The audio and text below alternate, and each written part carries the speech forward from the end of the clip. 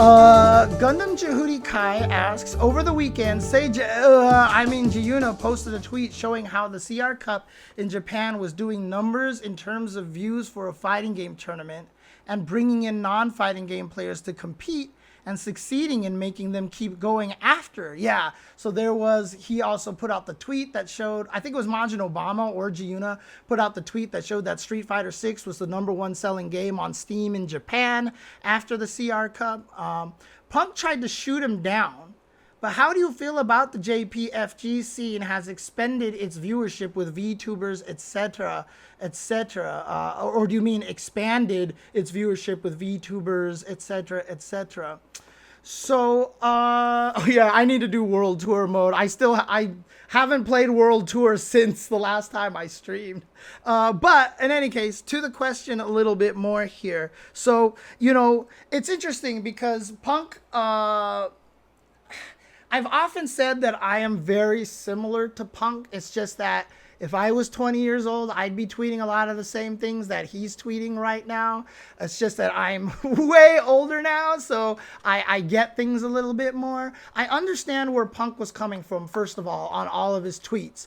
But he kind of went down a path he shouldn't have, but it's because, Jiyuna and Majin Obama's tweets, while not directly directed at Punk, they were in response to what Punk was saying, but they were trying to bring up points, not saying that Punk was wrong or anything like that. But Punk took it personally and took it down a direction that I don't think it should have gone. And so the conversation just went in a weird direction. But to Jiyuna's point, I think it's a tough one because here's the thing, right? So Japan has a lot of advantages, okay? A lot of advantages. And one of those advantages is always going to be size of country, right? This is something that we haven't seen a lot of people talking about, but you do the CR Cup thing and then you get everybody to come to one event, or everybody's going to Tokyo Game Show anyway, etc., etc. You can actually afford to get everybody into one location in Japan a lot easier than you can in the United States. And so, like, for the VTubers, even though they were there, they would use cardboard stands so you couldn't actually see the person themselves a lot of times. I didn't watch a lot of the CR Cup. I'm not exactly sure what the details of it were, but also I just feel like Japan and Asia in general has more of this kind of internet viewing kind of mindset than the US does, right? Recently, we were at a school and talking to people about trying to open up an esports program in their school. And this is more towards like the Inland Empire. So, definitely a lot more people of color out in that area, a lot less, it's the level of economy out there wasn't as strong. And what was interesting was that they talked about trying to start an esports program, but they were having trouble convincing the kids to play in it. Which, as us who sit here and watch Twitch streams and play video games all day, are like, what? God, if I had an esports program in my school, God, I would have actually been able to make friends and hang out and da-da-da. But, like, this school was literally having trouble getting people to join this esports program.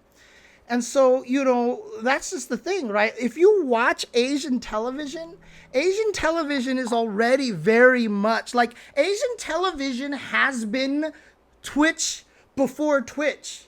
Like, for those of you who are Asian and have watched your parents do stuff, like their variety shows was already a bunch of people sitting on a stage and just talking, and there's like text everywhere on the screen, scrolling everywhere, and it's just an audience, and they laugh, and people are just talking, and they're doing weird contests, and they're having weird conversations. They do weird skits and things like that. Like, Asian television has been this for so long, right?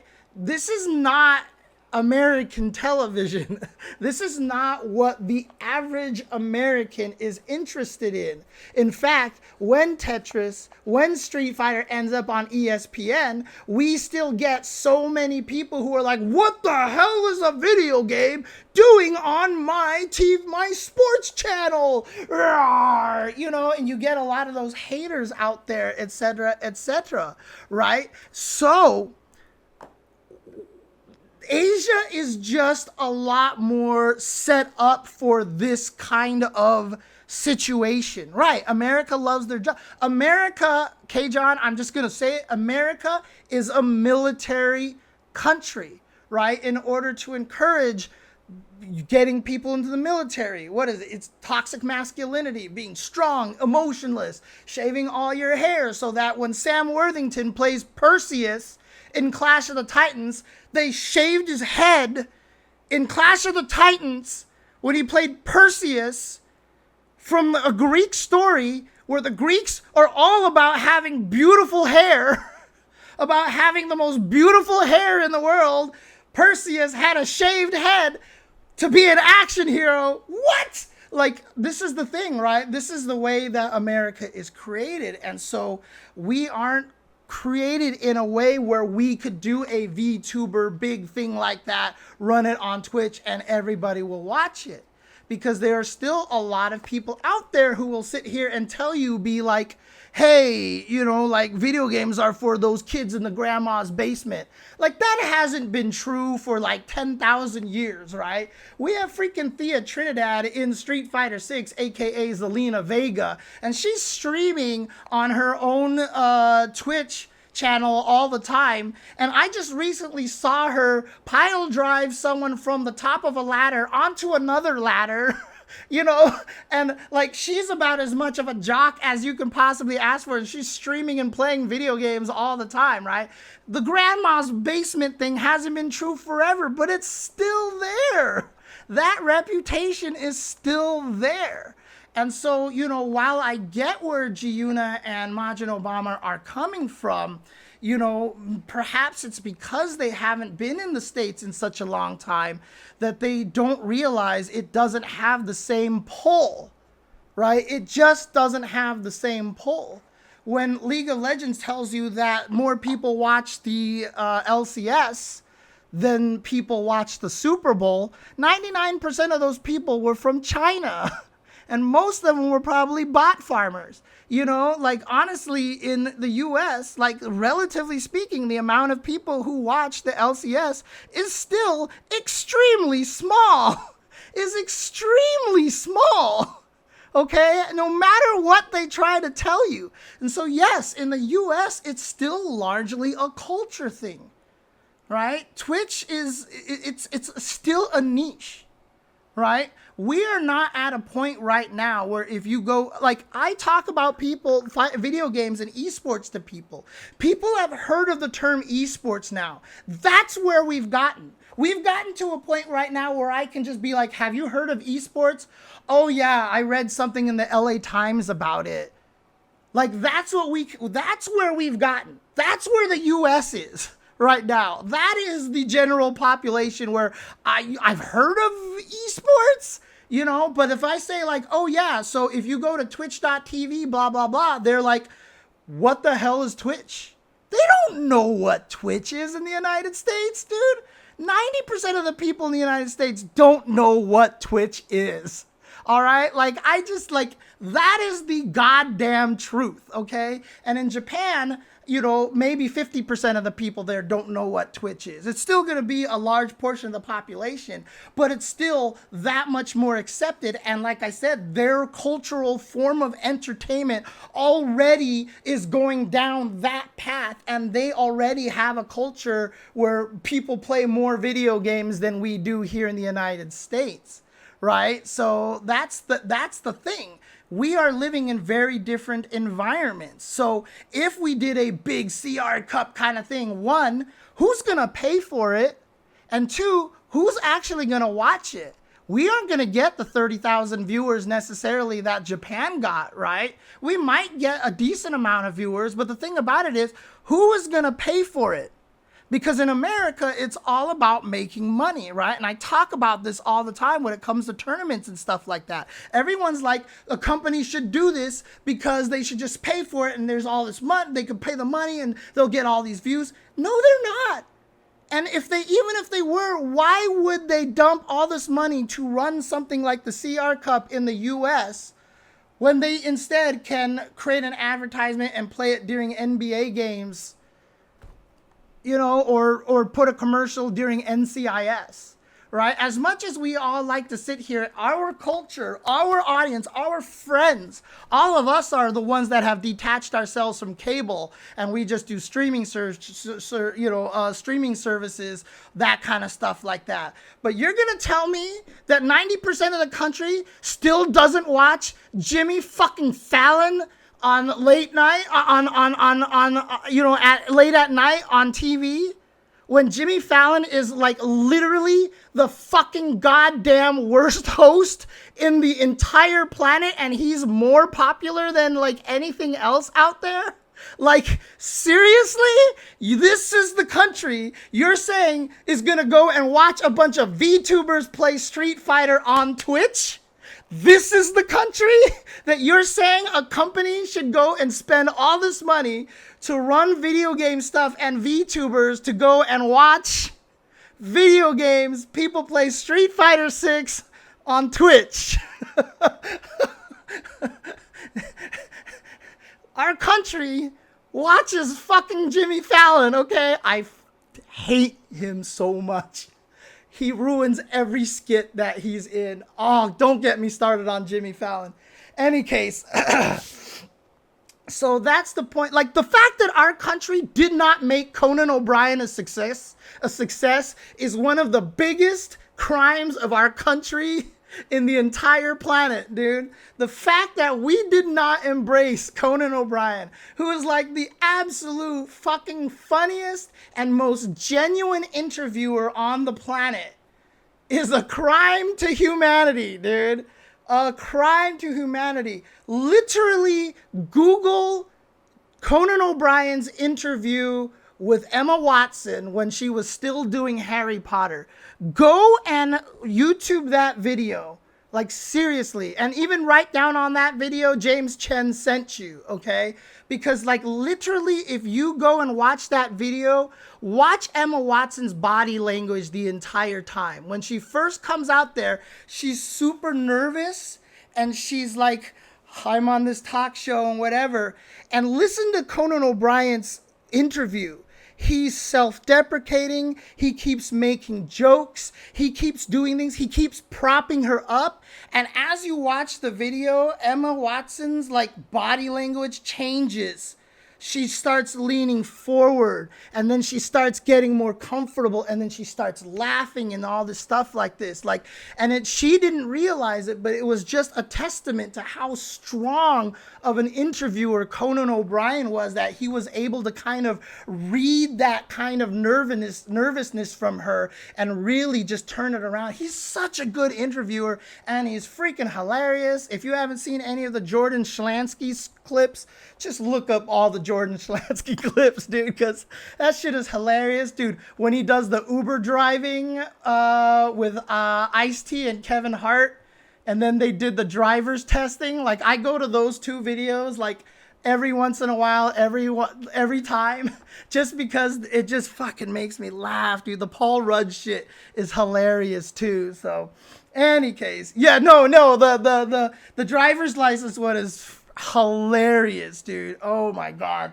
I watch that one in the Uber clips like constantly, dude, constantly. So, dude, the Texas Walker Ranger lever that he had. Anyways, I'm getting completely off topic here, but my point being is that I appreciate what Giuna and Majin Obama are saying are correct, is that we aren't doing enough. We aren't innovating enough. We can't innovate the way that they want us to innovate. So in case Giuna and Majin Obama get this far, if they've even watched my content at all, which I'm sure they won't, but if they even get this far at all, my point is not that they're wrong. My point is that, looking at what the CR Cup does, their point is also largely that we need to try different things. And so while doing a VTuber kind of thing like that might not be the answer for us, there might be some other way to do it. The problem is we aren't trying hard enough, but at the same time, the reason that we aren't trying hard enough is because we can't try hard enough because we can't get the money.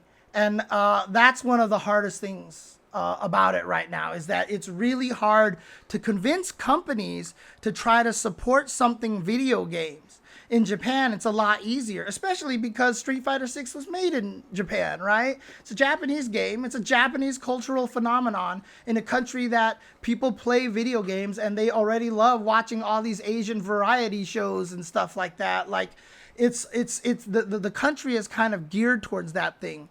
Like the reason why, and I hate it because it's not my culture, but the reason why things like Overwatch League and all these other esports organizations tried to copy sports with home teams and cities, like here's the Dallas, blah, here's the Golden State, blah, like, and because they're trying to make it appeal to the non-video game audience. Unfortunately, what that ended up doing is made it appeal to literally no audience. And so what happened? Overwatch League is dead. There is no more Overwatch League, right? So what FGC does tournament-wise for the FGC weekly tournaments, and crowdfunding is way above other competitive games where people don't even get a chance to play against top players weekly. Yeah, I wish I knew the answer. If I knew the answer, I would have already gone to either Rick the Huddo or Chris Seglia and be like, dude, I've come up with the best idea. This is what we need to do to be able to get more eyes on Street Fighter. But at the same time, I will say this. Nobody is better at that shit than I am. All right? I don't brag a lot, but I'm going to say nobody appeals to the casual audience better than I do. A lot of people, I mean, like a lot of the Evo clips, the emotion, the kind of things that I've, done on Evo commentary before, I feel like I specifically target non-fighting game players when I do Evo Top 8 commentary.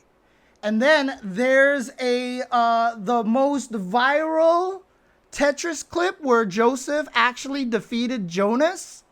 A lot of people have told me that one of the reasons that clip is so good is because of my commentary on there. Because I am so good at bringing out the tension of the moment and building the story in quick words. And I was able to get people who don't watch Tetris a lot to understand the stakes of what was going on. When someone wins and beats a champion, I have to make sure to say that. When the person is doing a chase down, when Joseph was doing his final chase down, I was like, this is more piece, 7,000. Oh my God, the drought, 70 pieces, 80 pieces. There it is. Like, you paint the scenario really, really well, and nobody does this better than I do. And so that is what my goal is whenever I do commentary for things like Evo, is to bring in the casual audience, So, like, for example, for Street Fighter 6 at Evo this year, I don't feel like enough was spoken about Mena RD being a broke kid from the Dominican Republic who's literally moved his parents to the United States and built a esports facility for his team and created his own esports team and flew people out to events. And he's like literally a celebrity who's recognized on the freeways, on the roads by random travelers. I don't think enough was talked about that. And that's the kind of thing that will bring people in. So that's what my goal is, and that's what the kind of things that we have to think about. We have to figure out how to get people invested. I often look at the World Series of Poker as one of my main things. Obviously, Moneymaker winning the World Series of Poker was one of the biggest catalysts for getting casuals, because an amateur beat a pro heads up in the very finals when Chris Moneymaker beat Sam Farha. But then when ESPN started playing it, two things changed the way they broadcast esports. And I mean, they broadcast poker. One was the whole cam, so that now we know exactly, what the people are bluffing or playing with. But also they started highlighting the personalities, and they started telling these stories. In fact, Daniel Negreanu has even talked about this himself, is that the TV often loves to show it whenever he's right about a hand. When he's like, you have Jack 7, don't you? You have Jack, yeah, you got lucky on the river. You sucked out on the 7. I had you up until the river, and because we have the whole cam, you see the guy has the Jack 7, and the guy's just like, fuck, how did he know? And they show that with all the time with Daniel Negreanu over and over and over again. And Daniel Negreanu is like, dude, that's just TV. He's like, I spend so much of my time guessing, and I'm wrong, like the majority of the time. But they'll always show the ones that I'm right.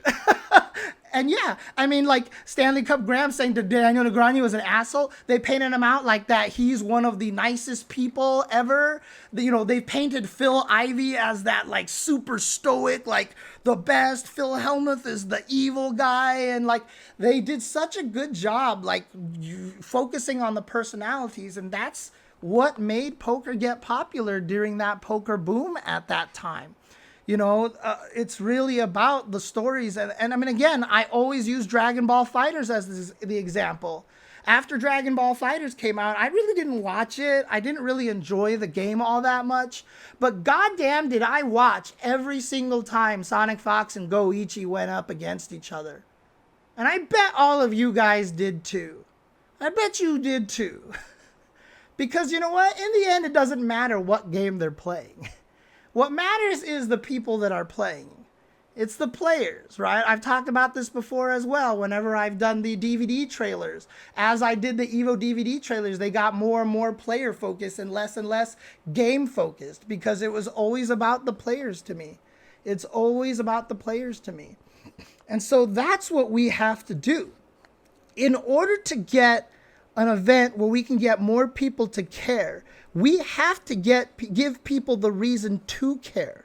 The hardest part is that, yes, going back to the culture thing, our country is not in a position where we can be like, video games, please care. We're just not at that point yet. It's really, really hard. And so we're not at that point yet where, yes, we do need to innovate. Giuna and Majin Obama are right, okay? Make sure that you understand that what I am saying here, Giuna and Majin Obama are 100% correct. We need to innovate better. But the problem is our country is not in a position where I think they're ready to accept that yet. And again, keep in mind, Giuna and Majin Obama aren't asking for like, a million viewers. They just want 30,000 viewers like we got for the CR Cup. And we might be ready for that. We might be able to do something like that. But we haven't come up with the idea yet. CR Cup, VTubers, that's not the answer.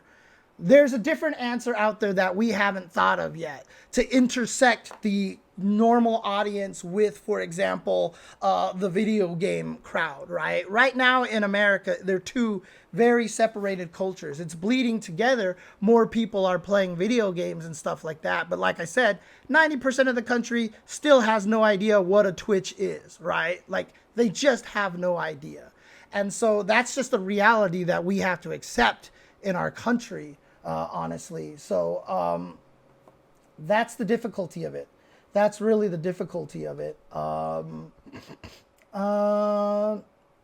the Waka Sonic Fox thing was actually kind of interesting, Stanley Cup Gramps, because they were talking about the NFTs and all that stuff like that. King Hippo wrote the article, but the guys that he was accusing of like being like shady actually contacted him and were like, we want to do an interview. Ask us any question. We want to show you that we're legit. Like that, we're not just grifters trying to make money with NFTs and stuff. So they actually came out and actually like answered questions or were like, yeah, we did stuff and blah, blah, blah, all these things like that. And it actually helped a lot. It actually, you got to see a little bit more of their intentions. They seemed very genuine about it and stuff. So, shout outs to those guys who did put up that Waka event, that Waka Flocka event. And it actually turned out pretty fun too. So, which is actually really cool.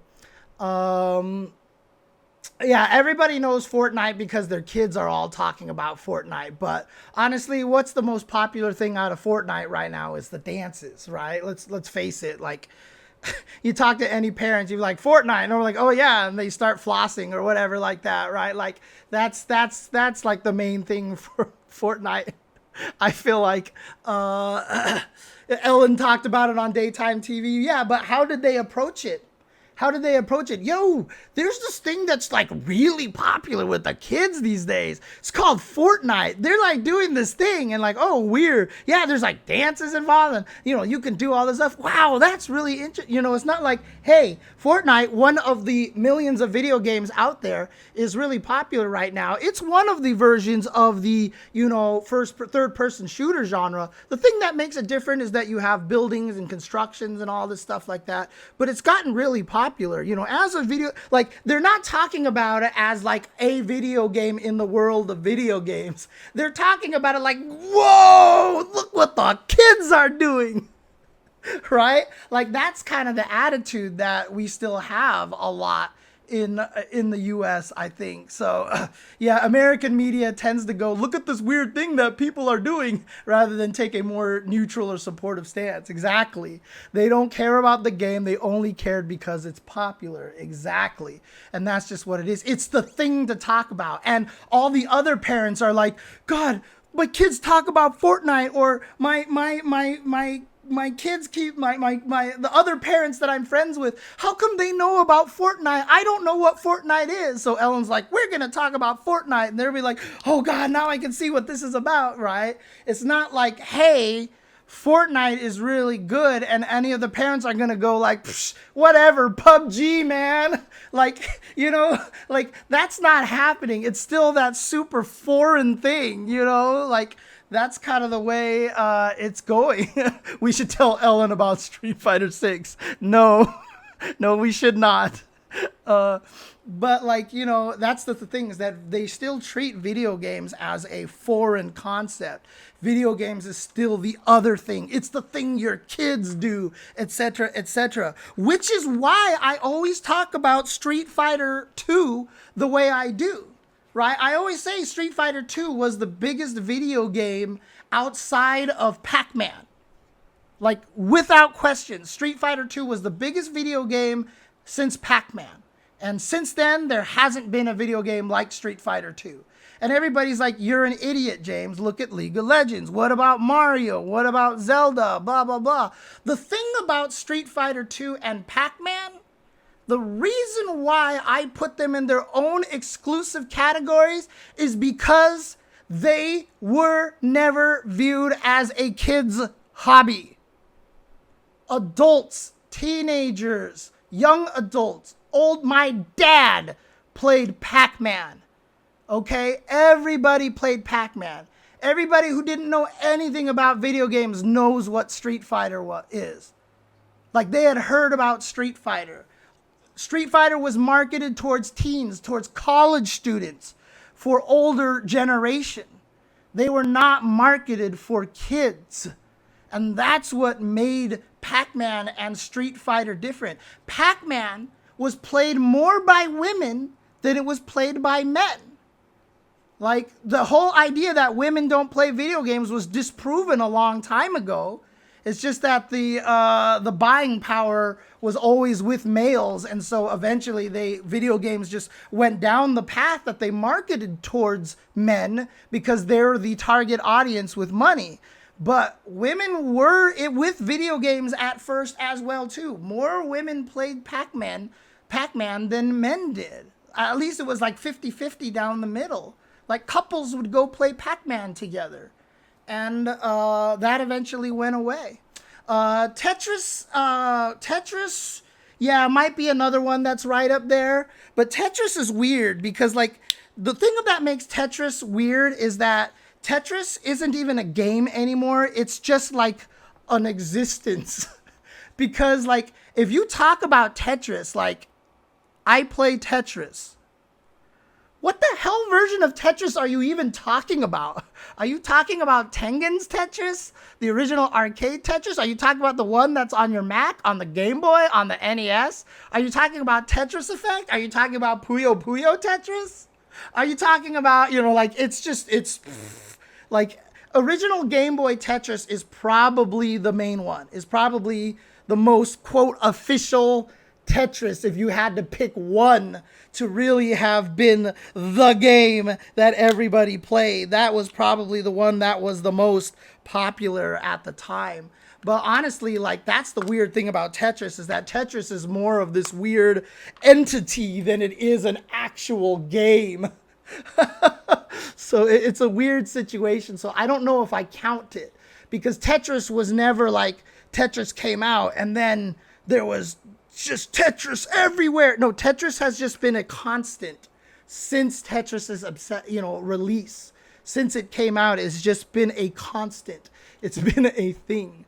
So, I mean, I know we've delved way far off the Q&A, and I've just been talking about only this, and nobody's asking any other questions because this topic is so fascinating. But yeah, I mean, that's just really, really, I think what it really kind of comes down to right now is that I don't think our country is still ready for what we could do. So even if we do innovate, which, like I said, again, Giuna and Majin Obama are absolutely right. We need to innovate better and stop just keeping on doing the same thing that we're doing over and over again. But until we catch lightning in a bottle and something just happens to just somehow go viral, like that Jonas versus Joseph Tetris video, I mean, look, let me show you guys, man. Like, I don't think you guys realize, like, when I say that video has gone viral, let me show you, dude.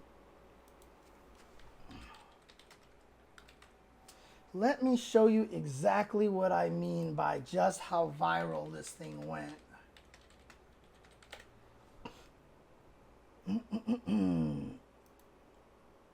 Jay, this... I'm bringing up the YouTube video, okay? I'm bringing up the YouTube video here just to show you guys. So we're watching this video here. Dry symptoms keep God, coming. freaking ads all day. All right, let's skip this ad here. Here's the video. And Joseph Here's the video. has some clean digging to do. He transitions a little awkwardly, but I don't think it's something he can't handle. Well, he does have an unfortunate situation right here. He should be able to clean out, especially with that O There it piece. goes. But Nice. what I want to show you in particular is not the video, but I want to show you, where is it? Here. 4 years ago, if you guys can't see what this text says, it says 19 million views. It says 19 million views. More people have watched me commentate Tetris than all of fighting games combined. More people have watched me in one video commentate Tetris than all of video games combined, than all of fighting games combined, right? We need to have a lightning in a bottle situation like that. And that's the tricky thing that we haven't been able to figure out yet. We haven't figured that out yet. But the thing about it is, it's not going to be like an idea. We're like, oh my God, this is what we do. We have to keep trying a bunch of different stuff. And maybe one thing is just going to catch on for absolutely no reason because something stupid like the Daigo parry will happen, right? It could absolutely just turn out that way. And I can't read the chat because both of my cats are blocking the screen right now. So, Tetris Effect, because Tetris Effect, the reason why Tetris Effect is not the community standard Stanley Cup Gramps is because it's too easy. And sounds weird to say that, but if like, let's just say Tetris DS, like I will never die in Tetris DS. If I played the normal marathon mode on Tetris DS, I will never die. I can play forever on Tetris DS. Modern Tetris is not as difficult as NES Tetris. That's why it hasn't caught on. NES Tetris is so ridiculously difficult that it allows for this level. And in fact, the crazy rolling technique has actually started turning NES Tetris into being too not hard enough. And so they've actually had to institute a new rule now to combat that. They've actually had to combat that at this point. So, I mean, I guess you could do the versus stuff with like the drop 100 lines on opponent. But the problem with that too is then also that modern Tetris stops becoming Tetris. And that's another problem too, is that one of the reasons why NES Tetris is so popular because it's still being played the same way that you play Tetris, right? You're playing Tetris, and when you watch those guys play NES Tetris, they're still playing the Tetris that you're playing. The problem with modern Tetris these days is because of 4-wide and DT cannons and all these like perfect clear setups and all these other things, like it's just gotten to a point where the game looks foreign to a lot of people. Oh, thank you, Nick. Says, just want to say I appreciate your knowledge, your passion, the joyful spirit you bring. Keep being you. Appreciate that, Nick, very, very, very much. And Mr. Maestro as well. So, you know, that's the thing is that NES Tetris is still the Tetris you guys are playing. And you watch it and it's fast. And you're like, how are they this fast? How are they this good? But then you start watching something where you see someone set up a 4-wide at the start of the game. And you're like, what is this? This isn't Tetris anymore. And it becomes foreign and it becomes less interesting, to be honest. And I think that's kind of the main thing. What questions you ask, Forrest? I didn't see your question. Can you type the question back in? Make sure you at jchenzor in the chat. But I don't know if our country is ready for anything. I don't know if we can make Street Fighter that big just yet. I think we have a potential. Street Fighter 6 is popular and very casual friendly enough that I think that Street Fighter 6 is one of the best opportunities we've had in a long time to be able to do something. But again, I don't know what the answer is. Otherwise, I would have already pitched it to Chris Seglia or the Hado or somebody. But I don't think, like, our answer is not going to be a VTuber thing, right? It's not going to be a CR Cup type of thing. So, Forrest says, do you think we'll see a collection of games with SF the movie, SFEX, and SF2 Turbo spin-offs like Remix? Only if they can get the rights for it, but it might not be worth it to try to get the rights for it, to be honest with you. Street Fighter the movie will be hard because a lot of the licenses out there for the actors and everything like that, their licenses are all probably more geared towards just being a game and being in arcades and in home versions, and probably have nothing in their contracts for re-releases and collections and stuff like that. They don't own Street Fighter EX. Arika owns Street Fighter EX. So I don't know. That's the problem, is that Capcom will have to go through a lot of extra licensing stuff to get a lot of that stuff into a collection. So that's the reason why. So, but yeah, having Street Fighter the movie on a version on a console that we can play with easy access to would be great, because that game has so much more to it than we think. It's not a great game, but there's just so much like random depth and trivia that'd be so fun to show off on stream one of these days. So Slam Master! Yeah, we won't talk about HD Remix, Forrest. We won't talk about HD Remix. I kind of already did. But we won't talk about HD Remix. In any case, Dragon! Fire! Fire! Hurricane! That's kind of how my stance is on this. We do need to innovate more. But Evo is still going to be one of the best chances that we have, because major publications will talk about Evo. So major publications will talk about Evo in the same way Ellen talked about Fortnite, right? That's why Evo is really important. People will talk about Evo. You know, it has gotten into newspapers before. It has gotten to the point where people talk about it, and, you know, they remember these crazy moments, and you'll hear people talk about the fact that there's 7,000 entrants, etc., etc. Evo is still really important. Evo is still one of our best chances at getting to the mainstream.